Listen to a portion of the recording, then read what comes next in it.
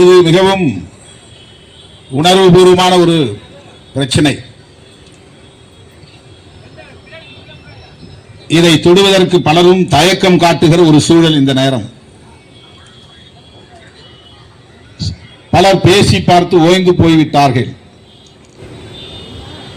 ஓரிரு மாநிலங்களை தவிர இந்தியா முழுவதும் எல்லா மாநிலங்களிலும் அரசே மதுபான வியாபாரத்தை நடத்துகிறது என்பதை நாம் அறிவோம். ஆனாலும் கூட இளம் தலைமுறையினர் இதனால் கடுமையாக பாழாகி வருகிற சூழலில் மனித வளமே பாழாகி கொண்டிருக்கிறது என்பதை சுட்டிக்காட்டுவதும், தேசிய அளவிலான ஒரு கொள்கை நிலைப்பாட்டை இந்திய ஒன்றிய அரசு மேற்கொள்ள வேண்டும் என்று வலியுறுத்துவதும் சமூக பொறுப்புள்ள ஒவ்வொருவரின் கடமையாகும். அதனால் இது விடுதலை சிறுத்தைகளின் கடமையாகவும் இருக்கிறது.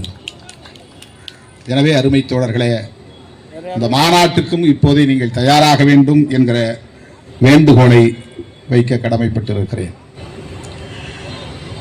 இப்போது உச்சநீதிமன்றம் அளித்துள்ள தீர்ப்பு குறித்து எனக்கு முன்னர் நம்முடைய கட்சியின் முன்னணி தலைவர்கள் உரையாற்றி இருக்கிறார்கள். முன்னணி தலைவர்கள் ஏராளமானோர் மேடையிலே இருக்கிறார்கள். எல்லோரும் பேச வேண்டும். வழக்கம் போல நேரமின்மை. உச்சநீதிமன்றம் அளித்துள்ள தீர்ப்பு குறிப்பாக 2 விஷயங்களை பேசுகிறது. அது குறித்து உங்களுக்கு தெளிவுபடுத்த வேண்டியது இயக்கத்தின் தலைவர் என்கிற முறையில் என்னுடைய கடமை. நம்முடைய தோழர்கள் அதில் ஒரு தெளிவாக இருக்க வேண்டும். யாரும் எப்படியும் அவரவர் புரிதல்களில் இருந்து கருத்துக்கள் சொல்லட்டும், விமர்சிக்கட்டும். நம்மை பொறுத்தவரையில் நாம் ஆதரித்து தமிழ்நாட்டில் அருந்ததியருக்கான உள்ஒதுக்கீடு நடைமுறைக்கு வந்து அது 15 ஆண்டுகளாக இயங்கிக் கொண்டிருக்கிறது. அதற்கு எந்த பாதிப்பும் இல்லை. அதை பாதிக்கவும் செய்ய முடியாது. அதிலே விவாதிப்பதற்கு எதுவும் கிடையாது.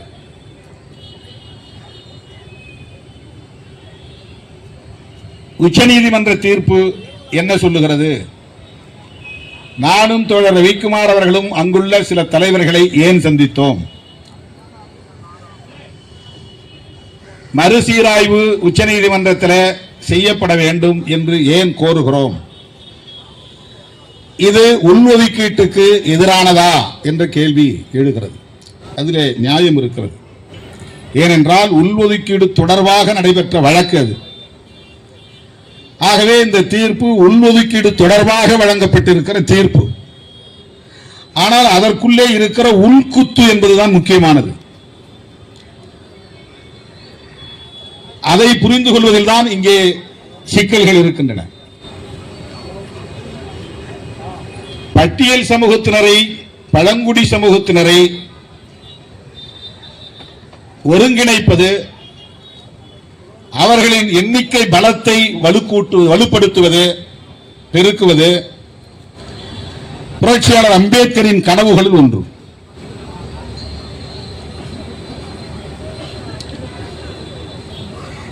அவருடைய கனவு திட்டத்தை நடைமுறைப்படுத்துவதற்காகத்தான்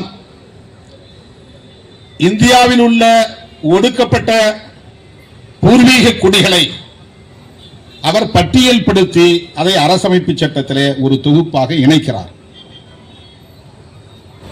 அதனால்தான் அது பட்டியல் சாதிகள் அல்லது அட்டவணைப்படுத்தப்பட்ட சாதிகள் என்று அழைக்கப்படுகிறது. ஓபிசிக்கும் கூட பட்டியல் உண்டு. பட்டியல் படுத்தவர்களும் பிற்படுத்தப்பட்டவர்கள் தான். ஓபிசி மட்டும் பிற்படுத்தப்பட்டவர்கள் அல்ல. அரசமைப்பு சட்டத்தில் சோசியலி எஜுகேஷனலி பேக்வர்ட் கிளாஸஸ் என்று பொதுவாக சொல்லுகிறார்கள், சொல்லப்பட்டிருக்கு. அதற்கு என்ன பொருள் என்றால் சமூக ரீதியாக, கல்வி ரீதியாக பின்தங்கியவர்கள், அப்படிதான் பொருள். அது எஸ்சி எஸ்டியும் குறிக்கும், ஓபிசியும் குறிக்கும். அதனாலதான் அவங்களுக்கு ஓபிசி, அதர் பேக்வர்ட் கிளாஸ். ஏன்னா SC ST peoples are backward classes. அவங்க தான் backward class originally. Schedule caste and schedule tribes தான் ஒரிஜினலி பேக்வர்ட் கிளாஸஸ். மற்றவர்களும் சோசியலி எஜுகேஷனலி பேக்வர்டா இருப்பதனால் அதர் பேக்வர்ட் கிளாஸ். இங்க தமிழ்நாட்டை அதை ஓபிசின்னு சொல்றதில்ல, பிசி எம்பிசி என்று கேட்டகரைஸ் பண்ணிட்டாங்க, அதை பிரிச்சுட்டாங்க. உச்சநீதிமன்றம் இரண்டு விஷயங்களை பேசுகிறது. மேலோட்டமாக பார்த்தால் உள்ளொதுக்கீட்டை பற்றி பேசுகிறது என்று மட்டும்தான் புரிந்து கொள்ள முடியும். ஆனால் அது இரண்டு விஷயங்களை பேசுகிறது. ஒன்று, மாநில அரசுக்கு அதிகாரம் கொடுத்து ஒவ்வொரு மாநிலத்திலும் உள்ள பட்டியல் சமூகத்தினரை வகைப்படுத்திக் கொள்ளலாம், அதன் அடிப்படையில் இடஒதுக்கீட்டையும் பங்கீட்டு தரலாம். இதுதான் ரொம்ப முக்கியமான விஷயம். மாநில அரசுகளுக்கு அதிகாரம் உண்டு, ஒவ்வொரு மாநிலத்திலும் இருக்கிற பட்டியல் சமூகத்தினரை கேட்டகரைசேஷன் செய்வதற்கு, அதாவது தொகுதி தொகுதியாக, பகுதி பகுதியாக அல்ல, தொகுதி தொகுதியாக, A group, B group, C group வகைப்படுத்துவது, அந்த அதிகாரம் மாநில அரசுகளுக்கு வழங்கப்படுகிறது.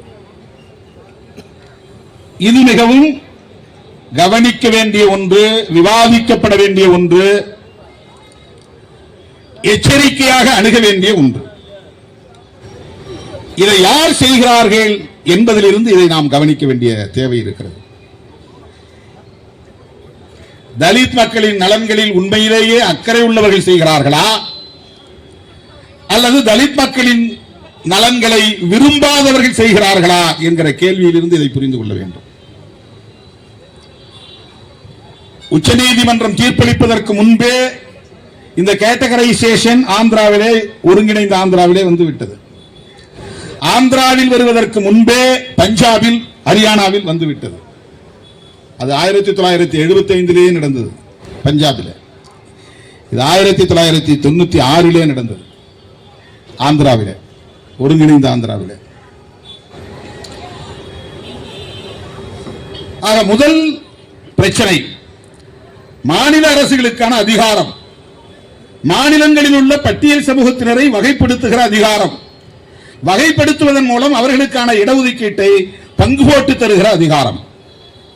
இது மேலோட்டமாக பார்த்தால் சரி என்று தோன்றும், ஆனால் அதற்குள்ளே இருக்கிற உள்குத்து என்ன என்பதை புரிந்து கொள்ள வேண்டும். அதுதான் இங்கே பிரச்சனை. நாம் சமூக நீதியின் மீது நம்பிக்கை உள்ளவர்கள், ஒவ்வொரு சாதியினருக்கும் அந்த சமூக நீதி போய் சேர வேண்டும் என்கிற கருத்துள்ளவர்கள். அதில் எந்த விதமான மாற்று கருத்துக்கும் இடம் கிடையாது. ஒரு தொகுப்பிலே 76 சாதிகள் இருக்கின்றன தமிழ்நாட்டில் என்றால் 76 சாதிகளும் அந்த பயனை நுகர வேண்டும். அதுதான் முக்கியமானது, அதுதான் சமூக நீதி. இதை யாரும் மறுக்க முடியாது. அதிலே நமக்கு எந்த மாற்று கருத்தும் இல்லை. இரண்டாவது உச்சநீதிமன்ற தீர்ப்பில் என்ன சொல்லப்பட்டிருக்கிறது என்றால், அது தீர்ப்பு அல்ல, அப்சர்வேஷன். இது ஜட்ஜ்மெண்ட், அது அப்சர்வேஷன்.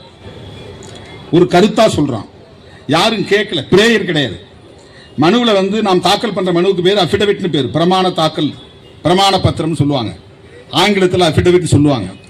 அதில் எல்லா விவரங்களையும் எழுதி முடிச்சு கடைசியாக பிரேயர் இருக்கும். பிரேயர்னா என்ன கோரிக்கை, அந்த பிரேயரில் என்ன சொல்றாங்க, மாநில அரசுகள் பட்டியல் சமூகத்தினரை வகைப்படுத்தி அவர்களுக்கான இடஒதுக்கீட்டை பங்கீட்டு தருவதற்கு அதிகாரம் உண்டா இல்லையா என்பதுதான் பிரேயர். அதிகாரம் வேண்டும் என்பதுதான் பிரேயர். கிரீமி லேயரை பற்றி யாரும் பிரேயர் வைக்கவில்லை. அதுல எந்த யாரும் அந்த மனு தாக்கல் செய்தவங்க, உச்ச நீதிமன்றத்தில் தாக்கல் செய்தவங்க கிரீமி லேயரை பற்றி என்ன சொல்றீங்க அப்படின்னு கேட்கல.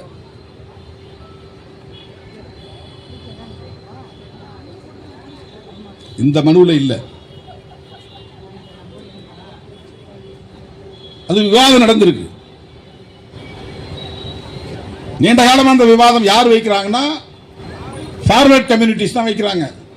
இப்போ நாம சாதி குடும்பங்களை பேசணும்னா உங்களுக்குள்ள ஒற்றுமை இருக்கா அப்படின்னு சொல்லி நம்ம போராட்டத்தை அப்படியே சிதைச்சிருவாங்க. நீங்க எஸ்சி தானே, உங்களுக்குள்ள ஒற்றுமை இருக்கா? ஆணவ கொலையை எதிர்த்து பேசணும்னா உங்களுக்குள்ளே ஆணவ கொலை நடக்குது இல்ல, அதுக்கு என்ன சொல்றீங்க அப்படின்னா, ஓபிசிக்கு எஸ்சிக்கு இடையில நடக்கிற ஆணவ கொலையை பேசாதீங்க, அதை எதிர்க்காதீங்க, அதை டைலூட் பண்றது. இதுதான் உள்குத்து. இதுக்கு பேர் தான் உள்குத்து. ஒட்டுமொத்தமாக சாதி ஒழிய வேண்டும் தான் நாம் சொல்றோம். ஒட்டுமொத்தமாக ஆணவ கொலைகளை தடுக்க வேண்டும் என்று தான் சொல்லுகிறோம். எஸ்சிக்குள்ள நடக்கிற ஆணவ கொலைகளை நாம எங்கேயும் நியாயப்படுத்தல. ஆணவ கொலைகளே கூடாதுன்னு சொல்றோம். ஆனா வாதிடக்கூடியவன் என்ன சொல்றான், உங்களுக்குள்ள ஒற்றுமை இருக்கா, உங்களுக்குள்ள ஏற்றத்தாழ்வு இல்லையா? இது இந்த கேள்விகளை எழுப்புவதன் மூலம் நீ ஓபிசி உன் மீது நிகழ்த்துகிற வன்கொடுமைகளை எதிர்க்க உனக்கு என்ன தகுதி இருக்கிறது என்று கேட்டு அந்த போர்க்குணத்தை நீர்த்து போக செய்கிறது. அது ஒரு ஸ்ட்ராட்டஜி. இப்ப கிரீமி லேயர் பற்றி யார் பேசுறா? என்ன கிரீமி லேயர்னா என்ன என்ன பொருள் உங்களுக்கு புரியும்படி சொல்றேன். கடையில் போய் நீங்க கிரீம் பிஸ்கட் வேணும்னு கேளுங்க, கிரீம் பிஸ்கட் கொடுப்பான். அதுல 2 பிஸ்கட் இருக்கும், நடுவில் கிரீம் இருக்கும். 2 பிஸ்கட் ஒட்டி இருக்கும், உள்ள நடுவில் கிரீம் இருக்கும். மேல இருக்கிற பிஸ்கட் வந்து பணக்கார பிஸ்கட், கீழே இருக்கிற பிஸ்கட் வந்து ஏழை பிஸ்கட். நடுவில் இருக்கிற கிரீம் வந்து பணக்காரனாகவும் இல்லை ஏழையாகவும் இல்லை, அவன் ஒரு மாதிரி, அவன் ஒரு வேற மாதிரி, அவன் தான் கிரீமி லேயர். பிஸ்கட்டுக்கு இடையில கிரீமி லேயர் இருக்கு பாருங்க. இந்த சமூகத்துக்குள்ள பணக்காரன், வளர்ச்சி அடைந்தவன், வலுவாக இருப்பவன், உயர்ந்த சாதி, ஒடுக்கப்பட்ட சாதிக்குள்ளேயே மேல் சாதி என்கிற எண்ணம் உள்ளவன் மேல இருக்கிறான். அதுக்கு கீழே எந்த வசதியும் இல்லாமல், கல்வியை நுகர முடியாமல், வேலை வாய்ப்பை நுகர முடியாமல், பொருளாதார வசதி இல்லாமல் மிக கேவலமான முறையிலே வாழ்ந்து கொண்டிருக்கிற பெரும் கணிசமான மக்கள் தொகை இருக்கிறார்கள். இதுக்கு இடையில இந்த கோட்டா ரிசர்வேஷன் மூலமா கொஞ்சம் படிச்சு மேல வந்திருப்போம். ஒரு அரசு ஊழியரா, ஆசிரியரா, ஒரு ஓஏ, ஒரு ஸ்கேவெஞ்சர், ஒரு ஸ்வீப்பர், செகண்டரி கிரேட் டீச்சர், பட்டதாரி ஆசிரியர். அவன் அங்க வந்து கை வைக்கிறான். என்ன சொல்றான்னா, உங்க சமூகத்துல படிச்சவன் ஐஏஎஸ் படிச்சவன் பிள்ளையே மறுபடியும் ஐஏஎஸ் படிக்கிறாங்க. போஸ்ட் கிராஜுவேட் டீச்சர்ஸ் அவங்க மாசம் 1.5 லட்சம் 2 லட்சம் சம்பளம் வாங்குறாங்க. அவங்க பிள்ளைகளே மறுபடியும் குரூப் 1 எழுதுறாங்க, கோட்டாவில் வராங்க, யூபிஎஸ்சி எழுதுறாங்க, ஐஏஎஸ் போறாங்க. அவன் பிள்ளை மறுபடியும் கோட்டாவில் வராங்க, அவன் பேராசிரியராக வரான் அல்லது அரசு அதிகாரிகளாக பதவிக்கு வரான். படிச்சவன் பிள்ளையே படிக்குது, பயன்பெற்ற பிள்ளைகளே பயன்பெறுகிறார்கள். சாதாரண மக்களுக்கு இது வந்து லாஜிக் கரெக்ட், லாஜிக் கரெக்ட். மேலோட்டமா பார்த்தா ஆமா கரெக்ட், ஆமா அப்படி அது தப்பு தானே தோணும். ஆனா அவன் எதுக்கு சொல்றான்னா, அதுதான் உள்குத்து. அவன் என்ன சொல்றான்னா, நீ ஒரு தலைமுறை ரிசர்வேஷன் வாங்கினா போதும், அடுத்த தலைமுறை வாங்கக்கூடாது. ஒரே குடும்பத்தில் கிடைக்காதவனுக்கு கிடைக்கட்டும், சரி ரைட். ஆனா அவன் நோக்கம் என்ன அப்படின்னா, பொருளாதார அளவுகோலை சமூக நீதி கோட்பாட்டில் திணிப்பதுதான் அவனுடைய நோக்கம். கிரீமி லேயர் என்றால் வருமான வரம்பு, கிரீமி லேயர் என்றால் வருமான வரம்பு. வருமான வரம்பு என்றால் ஒரு நபர் ஆண்டுக்கு இத்தனை லட்சம் வருமானம் பெற்றிருந்தால் அதற்கு கீழே இருந்தால் இடஒதுக்கீடு உண்டு, மேலே இருந்தால் இடஒதுக்கீடு இல்லை. ஓபிசிக்கு இடஒதுக்கீடு இருந்தது, கிரீமி லேயர், அதை யாரும் எதிர்க்கல, அப்படியே விட்டாங்க. ரொம்ப கம்மியா வச்சிருந்தாங்க. நான் தான் வந்து அப்ப நான் சிங்கிள் மெம்பரா இருந்தப்போ 2009 2016 தோழர் ரவிக்குமார் நானும் பேசி முடிவெடுத்து ஒரு கடிதத்தை எழுதி அதை அரசின் கவனத்திற்கு கொண்டு போய் சேர்க்க வேண்டும் என்று மன்மோகன் சிங் அவர்களையே சந்தித்து கொண்டு போய் மனு கொடுத்தோம். யாருக்கு? ஓபிசிக்கு. என்ன? இடஒதுக்கீட்டின் வருமான வரம்பு அளவை உயர்த்த வேண்டும். வெறும் 2.5 லட்சம் ரூபாய் வருஷத்துக்கு ஒருத்தன் சம்பளம் வாங்கினான்னா அந்த 2.5 லட்சம் ரூபாய் குடும்பத்தை சார்ந்த பிள்ளைகளுக்கு இடஒதுக்கீடு இல்லை என்பதுதான் கிரீமி லேயர். ஒரு வருஷத்துக்கு 12 மாசம் சம்பளம் வாங்கக்கூடியவனுக்கு 2.5 லட்சம் ரூபாய் ஆண்டு வருமானமாக இருந்தால் அவனுடைய பிள்ளைகள் ரிசர்வேஷன் பெற முடியாது. இதுதான் கிரீமி லேயர். மாசம் 20,000 மேல சம்பளம் வாங்கினா, இப்ப சாதாரண டீச்சர் ஒரு ஆசிரியராக 1.5 லட்சம் ரூபாய் சம்பளம் வாங்குறான். ஓஏ 1 லட்சம் ரூபாய் கிட்டத்தட்ட வாங்குறாங்க, எல்லா படியும் சேர்த்து. இவர்களுடைய பிள்ளைகள் தான் ஆண்டு வருமானம் பிக்ஸ் பண்ணிட்டா. இப்ப என்னன்னா, ஓபிசிக்கு நான் அப்ப போய் மன்மோகன் சிங் கொடுத்த பிறகு 6 லட்சமா உயர்த்தினார். அதுக்கு பிறகு இப்ப 8 லட்சமா அது ஆயிருக்கு. 8 லட்சம் ஆயிருக்கு. 8 லட்சம் ரூபாய் வருமான வரம்பு ஓபிசிக்கு. யாருக்கு? எம்பிசி மற்றும் பிசிக்கு. இதை பத்தி இங்க பேசுறதுக்கு யாரு? எம்பிசி தலைவர்கள் கிடையாது, ஓபிசி தலைவர்கள் கிடையாது. திருமாவளவன் என்ன பண்ணிட்டு இருக்கிறான்னு நோண்டிட்டு உட்கார்ந்துருப்பாங்க. இவன் கொடி ஏத்துறானா கொடி பார்த்தாலே அருவருப்பா இருக்கு, அந்த கொடியை வெட்டி எறி. இதான் தலைவர்கள் வந்து தம் தொண்டர்களுக்கு சொல்லிட்டு இருக்கிற அறிவுரை. அங்க எவனோ வந்து ஆப்பு வச்சுட்டு இருக்கிறான் இடஒதுக்கீட்டுக்கு. ஓபிசி மக்களுக்கு வருமான வரம்பு 8 லட்சம் ரூபாய். 2 பேரும் நான் அன்னைக்கு கிளம்புற நேரத்தில் 2 தம்பிங்க வந்தாங்க. ஏதோ பேர் சொன்னாங்க, மறந்துட்டேன். என்னன்னா அவன் பிரிலிமினரி எழுதி பாஸ் பண்ணிட்டான், யூபிஎஸ்சியில் மெயின் எழுதி பாஸ் பண்ணிட்டான், இன்டர்வியூவும் பாஸ் பண்ணிட்டான். அது எவ்வளவு கடினமான ஒரு விஷயம் உங்களுக்கு தெரியும். அவ்வளவு எளிதா பிரிலிமினரி பாஸ் பண்ண முடியாது. அதாவது நுழைவுத் தேர்வு மாதிரி, பிரிலிமினரிங்கிறது தொடக்க தேர்வு, ஐஏஎஸ்க்கானது. 2 பேரும் பாஸ் பண்ணிட்டாங்க. 2 பேருக்கும் அலாட்மெண்ட் இல்லை. ஏண்டா அலாட்மெண்ட் இல்லைன்னா உங்க 2 பேருடைய ஆண்டு வருமானமும் 8 லட்சத்தை தாண்டி விட்டது. ஓபிசி தமிழ்நாட்டை சேர்ந்த தம்பிங்க உடனே வாங்கன்னு அழைச்சி போன. என்ன செய்யணும்னு சோசியல் ஜஸ்டிஸ் மினிஸ்டர் வந்து எங்களுக்கு வந்து ஒரு சர்டிபிகேட் கொடுத்தாருன்னா எங்களுக்கு உடனே போட்டுருவாங்க. ஐபிஎஸ் ஒருத்தரையும் ஐஆர்எஸ் ஒருத்தரையும் போட்டுருவாங்க. 2 பேரும் ஐஏஎஸ்க்கு கிளியர் ஆகல, ஒருத்தன் ஐபிஎஸ்க்கு ஒருத்தன் ஐஆர்எஸ் கிளியர் ஆகிருக்காங்க, தேர்வாயிருக்காங்க. சோசியல் ஜஸ்டிஸ் மினிஸ்டர் எம்ஓஎஸ் இருக்கிறவர், மாநிலங்களவை அமைச்சராக இருக்கிறவர், இணை அமைச்சராக இருக்கிறவர் ராம்தாஸ் அத்வாலே. உடனே வாங்கன்னு அழைச்சிட்டு போயிட்டேன் கையோட. நாங்கள் 2 பேரும் தான் போனோம். போய் அவர்கிட்ட கொடுத்தோம். சரி நான் பார்க்குறேன், அவருடைய பிஏக்கு ஃபோன் பண்ணி நாளைக்கு அங்கே ஆஃபீஸ் வந்துடுங்க, என்ன செய்ய முடியுமோ நம்ம முயற்சி செய்வோம் என்று சொன்னார். அந்த 2 பேர் மட்டும் அல்ல, அது மாதிரி 10 பேர் வெளியேற்றப்பட்டு இருக்கிறார்கள். எல்லாம் ஓபிசி மாணவர்கள், யாரும் எஸ்சி எஸ்டி இல்லை. ஏன்னா எஸ்சி எஸ்டிக்கு கிரிமி லேயர் கிடையாது, ஓபிசிக்கு கிரிமி லேயர் நடைமுறையில் இருக்கு. 10 பேர் கடினப்பட்டு இரவு பகலாக கந்துஞ்சாமல் படித்து தொடக்க தேர்வை எழுதி தேர்ச்சி பெற்று அதற்கு அடுத்த மெயின் எக்ஸாமினேஷன் அதை எழுதி தேர்வு பெற்று தேர்ச்சி பெற்று நேர்காணலில் தேர்ச்சி பெற்று ஒரு நல்ல நிலைக்கு உயர்ந்த பதவிக்கு போகக்கூடிய நேரத்தில் அவர்களுக்கு பறிபோகிறது. இது எதனால் நிகழ்கிறது? கிரிமி லேயரால் உருவாகிறது. இந்த கிரிமி லேயரை எஸ்சி எஸ்டிக்கும் கொண்டு வர வேண்டும் என்று உச்ச நீதிமன்றம் அப்சர்வேஷன் என்கிற பெயரிலே ஒரு கருத்தாக சொல்லி இருக்கிறது. இதுதான் இன்றைக்கு நாடு முழுக்க இருக்கிற விவாதம். எஸ்சி எஸ்டிக்கு கிரிமி லேயர் வந்தால் என்ன ஆகும்? ஒரு ஆபீஸ்ல கார்பரேஷன்ல தூய்மை பணியாளராக வேலை செய்யக்கூடிய பிள்ளைகள் கூட பாதிக்கப்படலாம். கிரிமி லேயர் அவங்களுக்கு 8 லட்சம் வரை, நமக்கு 8 லட்சம் வைக்காம ஒரு 6 லட்சம் வைக்கிறாங்க வச்சு, அல்லது 10 லட்சம் வைக்கிறான்னு வச்சுங்க. இந்த 10 லட்சம் ஆண்டு வருமானம் பெறக்கூடியவர்கள் பிள்ளைகள் பாதிக்கப்படுவார்களா, பாதிக்கப்பட மாட்டார்களா? அது என்ன அர்த்தம்னா, உன் அப்பன் படிச்சான்ல, ஒரு ஓஏவா ஆயிட்டான், டீச்சர் ஆயிட்டான், அதுக்கப்புறம் நீ படிச்சாலும் ரிசர்வேஷன் கேட்காத, உன் அப்பனோட முடியுது, ஒரே தலைமுறையோட. இதுதான் இடஒதுக்கீட்டை மறைமுகமாக நசுக்குகிற முயற்சி என்று நாம் சொல்லுகிறோம். அடிமடியிலே கை வைக்கிறான். அப்புறம் எங்க உள் ஒதுக்கீடு, வெளி ஒதுக்கீடு? எதையுமே காப்பாற்ற. இடஒதுக்கீட்டுக்கே ஆபத்து என்கிற போது மற்ற ஒதுக்கீடுக்கு பேச்சுக்கு இடமே இல்லாமல் போகிறது. இடஒதுக்கீட்டுக்கே ஆபத்து.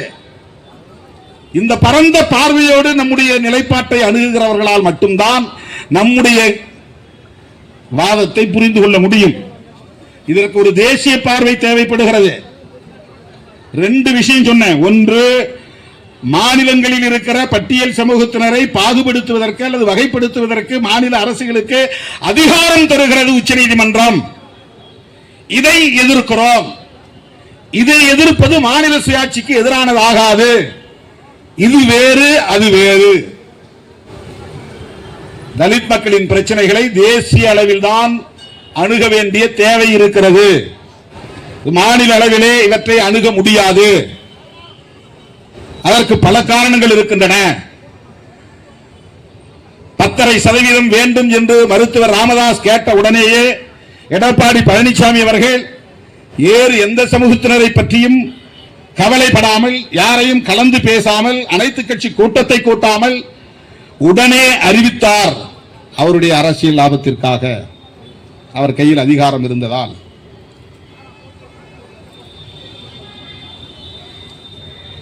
பிறகு சட்டப்படியான சிக்கலுக்கு போய் இன்றைக்கு தேங்கி நிற்கிறது. அது வேறு. மாநில அரசுகளின் கைகளில் இதை ஒப்படைக்க கூடாது என்கிற கவலை, அச்சம் புரட்சியாளர் அம்பேத்கர் அவர்களுக்கு இருந்தது. இந்த சாதிகளை எல்லாம் அரசமைப்பு சட்டத்திலே ஒரு பின் இணைப்பாக இந்த பட்டியல் முழுக்க இணைத்தவர் புரட்சியாளர் அம்பேத்கர். பிறகு அது பொருத்தமாக இல்லை என்று தெரிந்த பிறகுதான் அதற்கென்று ஆர்டிகிள் 341 ஆர்டிகிள் 342 என்ற 2 உறுப்புகளை இணைக்கிறார். 341 பட்டியல் சமூகத்தை பற்றியது, 342 பழங்குடியின மக்களை பற்றியது. இவர்களை பற்றி எந்த முடிவை நீ எடுத்தாலும் பாராளுமன்றத்திலே வந்து விவாதித்து பிரசிடென்ட் ஆஃப் இந்தியா, இந்திய குடியரசுத் தலைவர் ஒப்புதலோடு தான் முடிவெடுக்க வேண்டும் என்கிற முடிச்சு போட்டு வைக்கிறார். முளகுச்சி அங்க அடிச்சு கட்டி வச்சிட்டார்.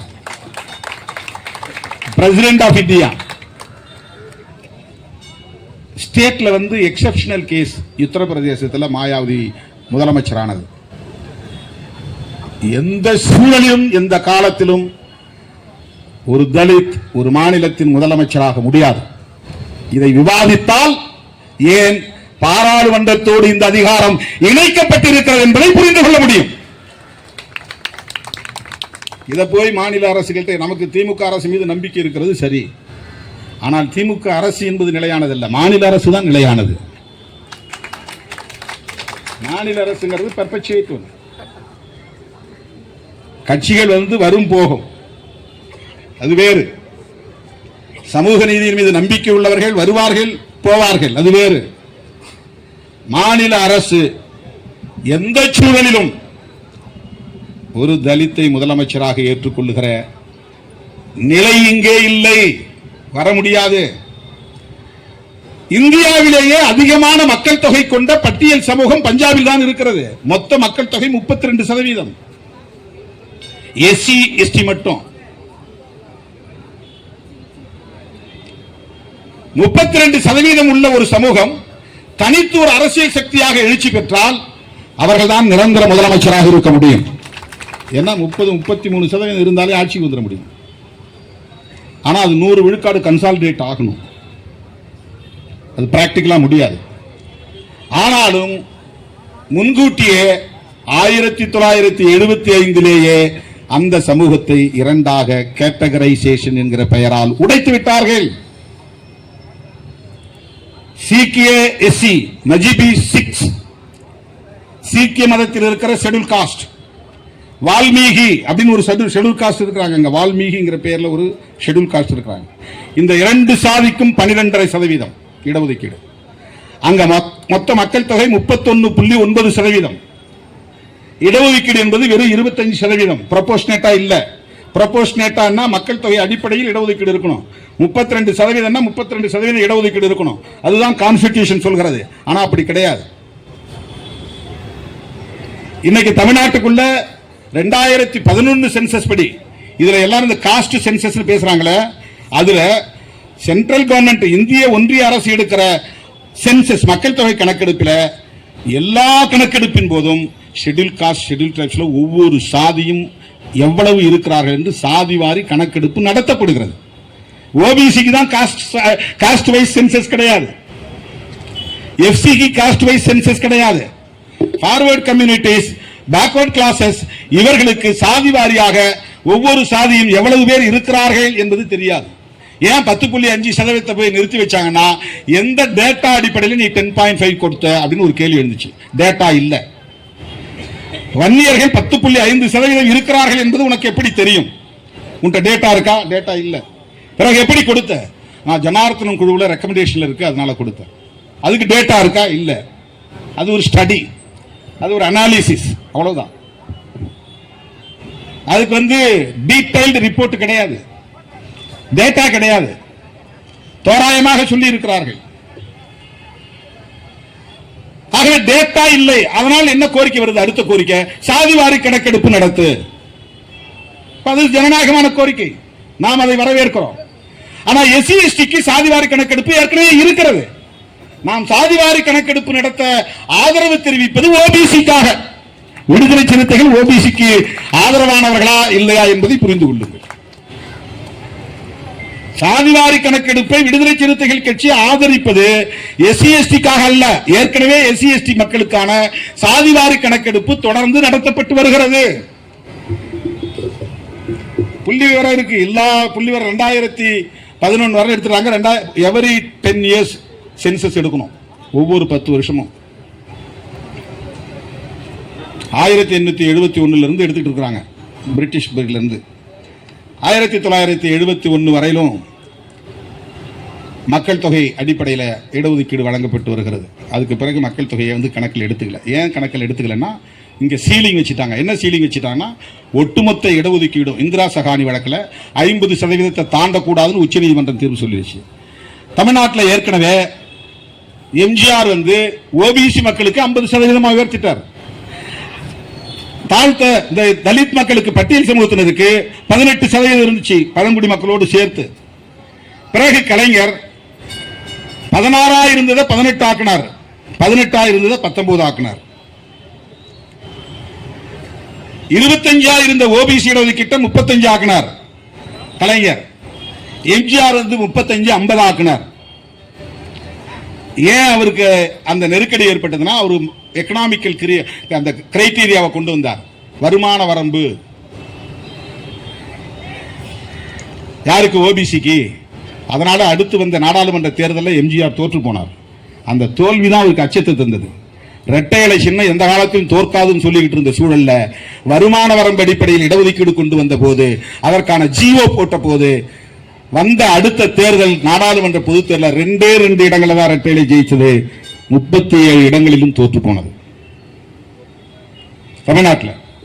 எம்ஜிஆர் உயிரோடு இருக்கும் போதே இரட்டை இலை தோல்வியை கண்டது என்றால் அது இடஒதுக்கீடு தொடர்பான பிரச்சனையால் தான். வருமான வரம்பு அரசாணையை திரும்ப பெற்றுக் கொண்டார். 35% இருந்த இடஒதுக்கீட்டை 50 உயர்த்தினார். ஒரே பல்டி 35 50 ஆகி போச்சு.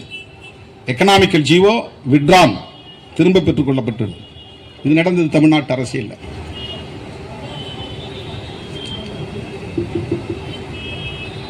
ஆகவே இடஒதுக்கீட்டை வழங்குகிற போது மாநில அரசுகளின் கைகளில் அதிகாரம் இருந்தால், மாநில அரசுகள் தம் விருப்பம் போல் அந்தந்த மாநில சூழலுக்கு ஏற்ப இந்த பட்டியல் சமூகத்தினரை ஒருங்கிணைய விடாமல், ஒரு சக்தியாக சேர விடாமல் எதிர்காலத்திலே சிதறடித்து விடுவார்கள். இதுதான் புரட்சியாளர் அம்பேத்கரின் கவலை. இதுதான் புரட்சியாளர் அம்பேத்கரின் கவலை. நீங்க இதில் கவனமா கேட்கணும். உங்களுக்கு ஒரு தெளிவு தேவை. Numerical strength. இன்னைக்கு தலித்துகள் வசிக்கிற குடியிருப்புகளுக்கு வருகிறார்கள், ஓட்டு கேட்கிறார்கள், தலித்துகளின் கோரிக்கைகளுக்கு மதிப்பு கொடுக்கிறார்கள் அல்லது நிறைவேற்றுகிறார்கள் என்று சொன்னால், ஒரே ஒரு ஹோல்டு தான், ஒரே ஒரு பிடிமானம் தான், ஒரே ஒரு பிடிமானம் தான். தி கான்ஸ்டிடியூஷன், அரசமைப்பு சட்டம். ஒரே ஒரு பிடிமானம் தான். இல்லைனா ஊதி போட்டு போயிடுவாங்க. எந்த கோரிக்கையும் ஈடுபடாது, எந்த கோரிக்கையும் ஈடுபடாது.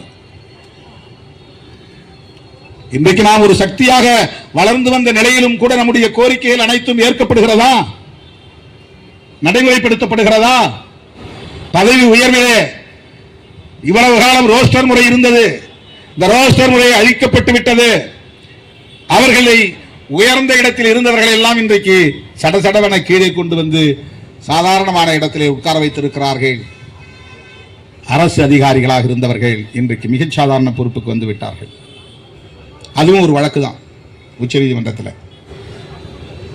16(4)A அரசமைப்பு சட்டம் மாநில அரசுகளுக்கு அதிகாரம் தருகிறது. அதை பயன்படுத்தி ஒரு சட்டம் இயற்ற வேண்டும். கர்நாடகாவிலே இயற்றப்பட்டிருக்கிறது, தமிழ்நாட்டிலும் இயற்றுங்கள் என்று சொல்லிக் கொண்டே இருக்கிறோம். இன்னும் நடைமுறைக்கு வரவில்லை. செய்ய விருப்பம் இருந்தாலும் முதல்வரால் செய்ய முடியவில்லை. இதுதான் மாநில அரசு, மாநிலத்தின் நிலை. செய்ய முடியாது. இதை முன்னுணர்ந்தவர் புரட்சியாளர் அம்பேத்கர் அவர்கள். ஆகவே பட்டியல் சமூகத்தினரின் பிரச்சனைகளையும் பட்டியல் பழங்குடி மக்களின் பிரச்சனைகளையும் நாடாளுமன்றத்தில் வைத்து விவாதித்து தீர்மானிக்க வேண்டும். குடியரசுத் தலைவரின் ஒப்புதலை பெற வேண்டும். இந்த பிடிமானத்தை எப்படி நாம் விட்டுவிட முடியும்? இதை எப்படி நாம் கண்டும் காணாமல் இருந்துவிட முடியும்? அது வெறும் அப்சர்வேஷன் தானே, அது ஒன்றும் ஜட்ஜ்மெண்ட் இல்லையே. ஏன் அப்புறம் இவ்வளவு பெரிய டாக் ஆஃப் தி நேஷனா மாறுது? இது அது வெறும் அப்சர்வேஷன் தானே, எல்லாரும் கண்டுகொள்ளாமல் போகலாம்ல. ஏன் தேசிய அளவிலான விவாதமாக இது மாறுகிறது? பாரதிய ஜனதா கூட்டணியில் இருக்கிற தலித் எம்பிக்களே போய் பிரதமரை சந்தித்து முறையிட வேண்டிய அளவுக்கான அழுத்தம் ஏற்பட்டிருக்கிறது. உத்தரப்பிரதேசத்திலே அருந்ததியர் என்று அழைக்கப்படுகிற ஒரு சமூக பிரிவினர் தான் சமார். அந்த சமார் பிரிவை சார்ந்தவர் தான் மாயாவதி. மாயாவதியும் ஏன் எதிர்க்கிறார்? உச்சநீதிமன்றத்தில் தொடுக்கப்பட்ட வழக்கு சமார் மகாசபாவின் சார்பில் தான். அந்த பஞ்சாபிலே இருக்கிற சமார் பிரிவினரும் தமிழ்நாட்டிலே சொல்லப்படுகிற அருந்ததியரை போன்ற ஒரு பிரிவினர் தான். அவர்கள்தான் எதிர்த்தார்கள், அவர்கள்தான் வழக்கு போட்டார்கள். ஏன்? இந்தியா முழுவதும் தலித்துகள் ஒற்றுமையாக இருக்க வேண்டும் என்ற கவலை உள்ளவர்கள் இதை எதிர்க்கிறார்கள். அதுதான் முக்கியமானது, அண்டர்லைன் செய்ய வேண்டியது. ஹோமோஜீனஸ் நீங்க ஒரு வார்த்தை எல்லாம் யூடியூப்ல கேட்டிருப்பீங்க. Homogeneous, heterogeneous. ஹோமோஜீனஸ்னா ஒரே மாதிரியான பண்பு கூறுகளை கொண்டவை அப்படின்னு அர்த்தம். எல்லாம் கருப்பா இருக்கிறாங்க திராவிடர்கள் எல்லாம், அது ஹோமோஜீனஸ். எல்லாரும் ஒரு மீடியம் ஹைட்ல தான் இருக்கிறாங்க, குட்டையாவும் இல்லை நெட்டையாவும் இல்லை, அது ஹோமோஜீனஸ்.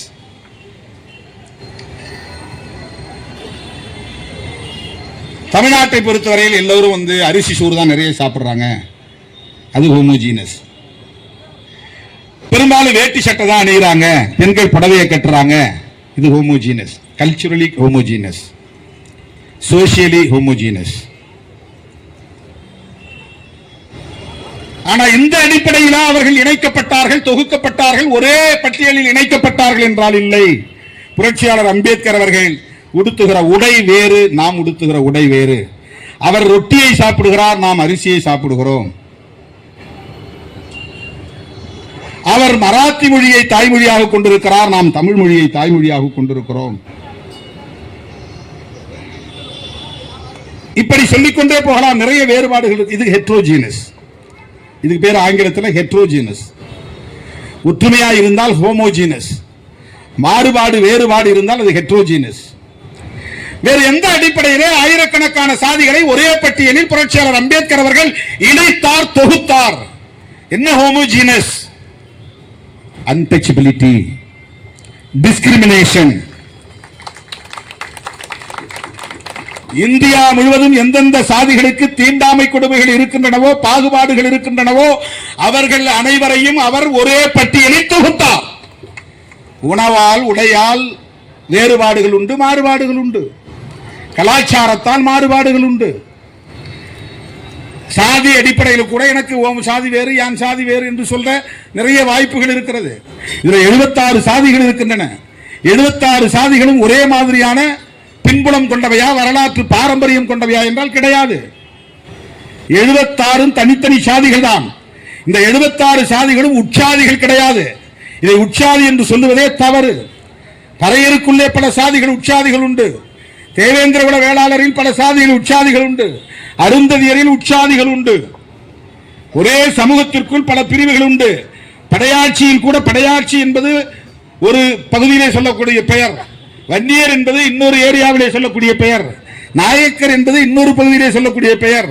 சென்னை போன்ற பகுதிகளிலே நாயக்கர் அல்லது கவுண்டர் என்று சொல்லுகிறார்கள். கவுண்டர் என்றும், நாயக்கர் என்றும், வன்னியர் என்றும், படையாட்சி என்றும் பல்வேறு பெயர்களில் அழைக்கப்படுகிறார்கள். இன்னும் பல பெயர் அந்த சமூகத்திற்குள்ளே உண்டு. வன்னிய கூட சத்திரியர் என்ற ஒரு பிரிவும் உண்டு. இதெல்லாம் உட்சாதிகள். ஆனால் இந்த பட்டியலில் இருக்கிற சாதி ஒவ்வொன்றும் தனித்தனி சாதி தான். தனித்தனி கேரக்டர் உள்ள சாதி, வரலாற்று பின்புலம் உள்ள சாதி. இப்ப நாம சொல்றதுன்னா சொல்லலாம், ஏன்னா நீ நானும் ஒன்னா அப்படின்னு சொல்லலாம். சாதியவாதி அப்படி சொல்ல முடியும், ஜனநாயகவாதியால் அப்படி சொல்ல முடியாது. விடுதலை சிறுத்தைகள் ஜனநாயகவாதிகள். அதனால யாரையும் நீ நான் ஒன்னா, எனக்குன்னு ஒரு பெரிய பாரம்பரியம் இருக்கு, உன்னோட என்ன சேர்த்து பேசுற, என்னோட ஒன்ன சேர்க்கிற அப்படின்னு நம்ம எந்த இடத்துலையும் பேசுறது கிடையாது. சமூக நீதி எல்லோருக்கும் போய் சேர வேண்டும் என்று எண்ணுகிறோம். ஏனென்றால் நாம் ஜனநாயகவாதிகள். உச்சநீதிமன்ற தீர்ப்பிலே 2 முக்கிய விஷயங்கள் என்று சொன்னேன். அந்த 2 முக்கிய விஷயங்கள், ஒன்று, மாநில அரசுக்கு அதிகாரம் தருவது பட்டியல் சமூகத்தினரை வகைப்படுத்துவதற்கு.